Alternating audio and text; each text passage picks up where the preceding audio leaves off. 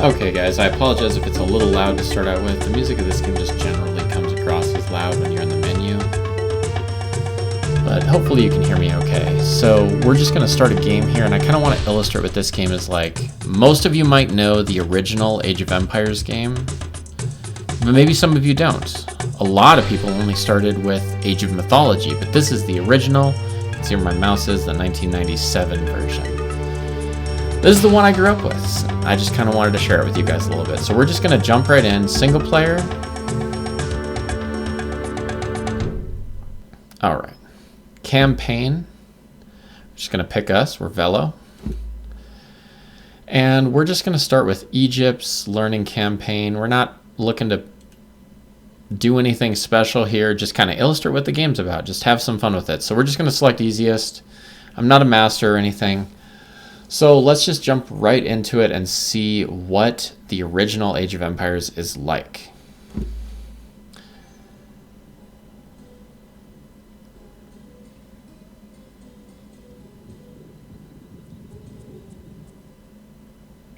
Little cutscene here.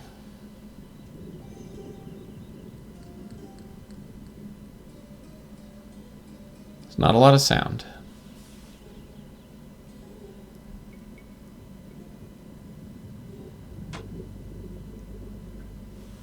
But you can see someone was hunting. And with every mission, you get an objective screen and a little map. You see your guy, the alligator, where you're at, what you need to conquest, what you've acquired. And this will have a little bit of a background, what you need to do, scenario instructions, your objective. You just need to create 7 villagers. It'll tell you what you can do here, a little bit of tips at the top you can scroll down through. If you want some hints to it, you can click on the hints, and here it'll break down what you can do to better get that score. And the best thing about this game is if you're curious, you can click on the history, and you can actually read and learn a little bit about what life might have been like for the early Egyptians in the Nile Valley. But we're just going to jump right into it and just show a little bit about what the game is like.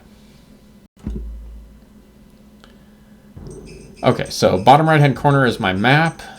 It is just me here. You can see the 2 blue dots. That's my building and my 1 character.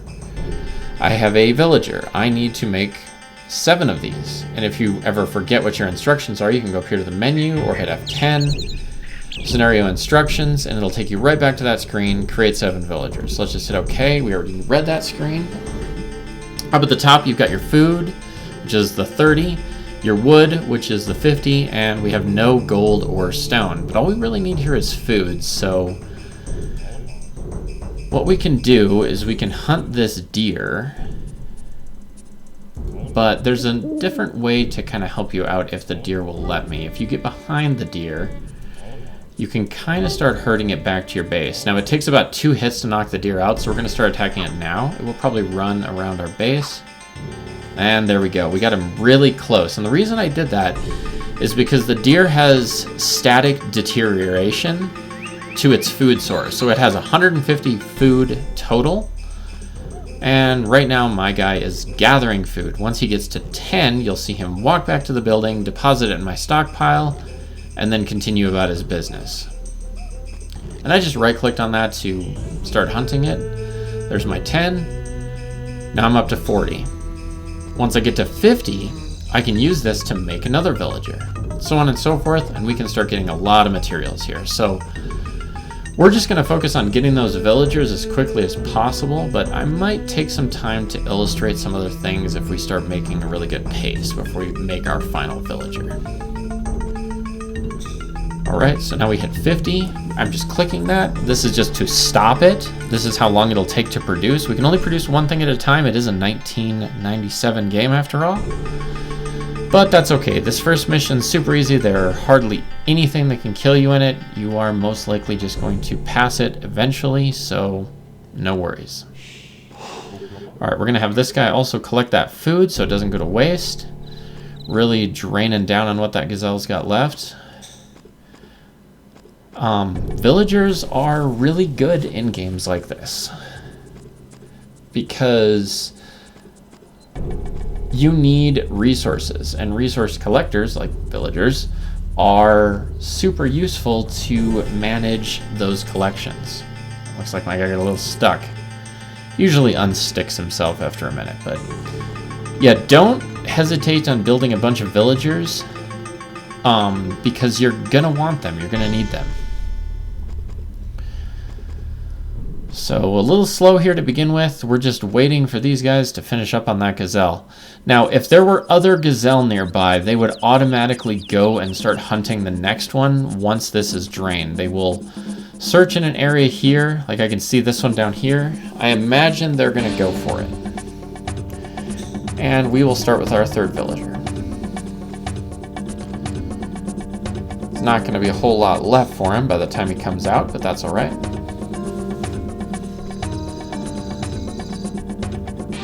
I also like the catchy tones in this game. It's got good music.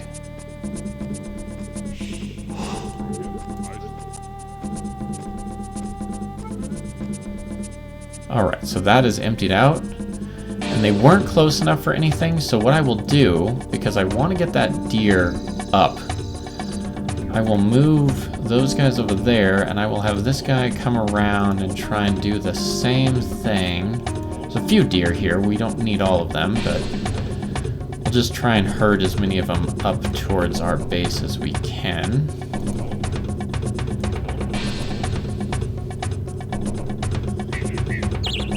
All right. That's a pretty good spot. And then we'll just start again. And the reason I have a strange number of 32 is again because of that deterioration. So just trying to get as much meat as I can out of this guy. We're already over halfway there. Well, I shouldn't say that. We're almost halfway there. So we need 7 of these guys. In a minute, I'm going to illustrate something else for you guys as well.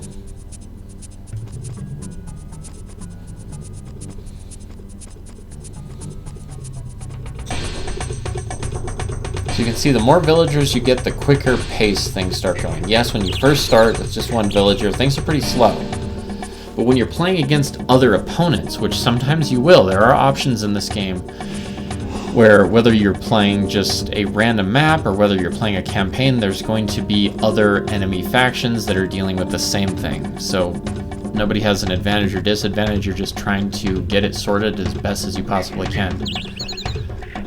I also kind of like this town center. Like, I always thought when I was a kid that, like, this was the meat hanging up. You know, this, I know they're tanning racks, but I was just like, it's food, it's wood, it's stone, and it's gold, but it's really not. It's just food stood up, bones, some kind of blue pottery, and leather tanning. But, I mean, when you're just waiting on these guys anyways, there's not much else to look at. So we'll make another villager here. Oh, you see that in the middle of the screen? You need to build more houses. So let's build a house. So you basically can click on your guy, and rather than right click on the environment, you can click this first option to build. And right now our only option is a house. So let's build a house. By the way, these stones that I'm circling around here is something you can build over. If you can't build over it, it'll turn red. You know, as you can see here. Some trees you can build over and knock over, some you can't. I'm not sure how the game determines what's what with that. I guess all of these you can. I think I'm just touching the water. You get too close to the water, it doesn't like you either, like that there. But yeah, most trees you can build over, but there are some you can't. But let's just build over this stone to illustrate. It just disappears, makes it all nice and even looking. And you've got a little loading bar for that. And then you can build your house. You can build it faster if you have someone else right click on it as well. Now that thing will go up twice as fast, which can be really useful for the larger buildings. We can see out of here our population, 4 out of 8. So we have our 4 here, we can have 8 total, we only need 7, so that's what that house does. Now we can't build anything else in this sort of introductory one, but we can also chop trees just by right clicking. I'll illustrate what that kind of looks like. First you kind of chop the tree down, and then you've got a little pool of wood here. And when they carry it back, they look like they're just hauling logs, I guess. and you just right click on your base if you need them to manually stop, and they will. And this wood won't deteriorate like food. This will just sit here forever, this 37, until someone decides to finish chopping it. But let's build a couple extra villagers.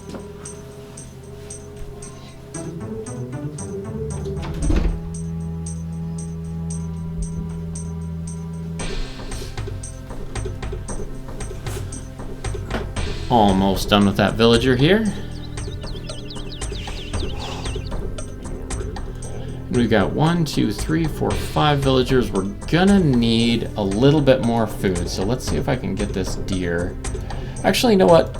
Let's go up here. Let's go on a different angle here and let's explore a little bit. So you can see as you explore, things kind of get revealed. And when you're not in an area, it's sort of grayed out. Like, you know what was last there. I can see that there's 2 little deer. I can see that there's water. Ooh, there's a lot of deer over here. So I'm just going to start herding. The game does lag a little bit when the soundtracks change. It's a very old game.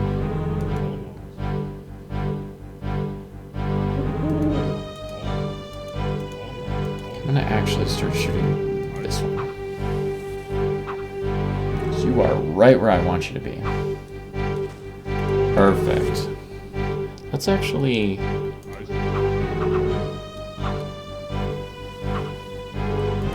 got a little ways away. I guess we'll just deal with this one here. So sometimes when you need to surround your guys around it, you just have to manually kind of click and drag them. How I kind of walked them around before telling them to right click. Otherwise they have a tendency to not path very well and just get stuck on one side. They might start having that problem again as they're returning the food, but by and large these two are just going to kind of hop back and forth like that one there did.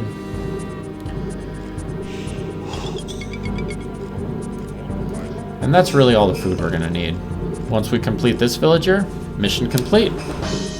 Sometimes they twitch like that. That's what I mean by pathing.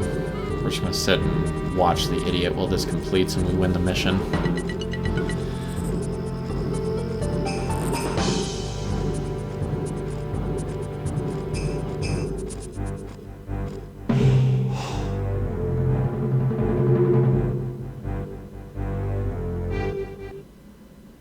So it shows a little historical outcome.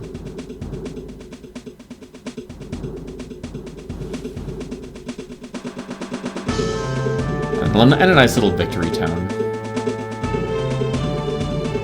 And a very cool background, I think, of like battles.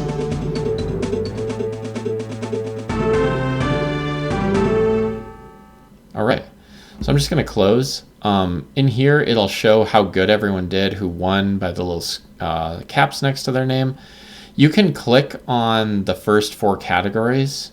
Like if I click into military, it opens up a subcategory here about your kills, you know, how much you got, who had the largest army. You can click on economy. It'll show how many villagers you had, how much of the map you explored, how much gold you got. These all add to your points, your religion.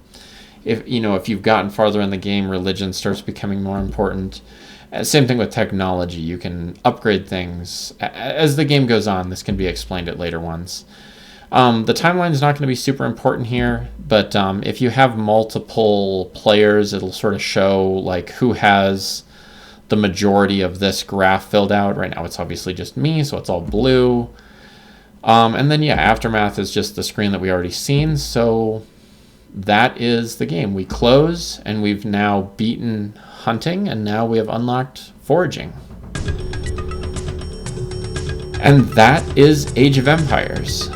Hope you guys enjoyed, and maybe catch you in the next one.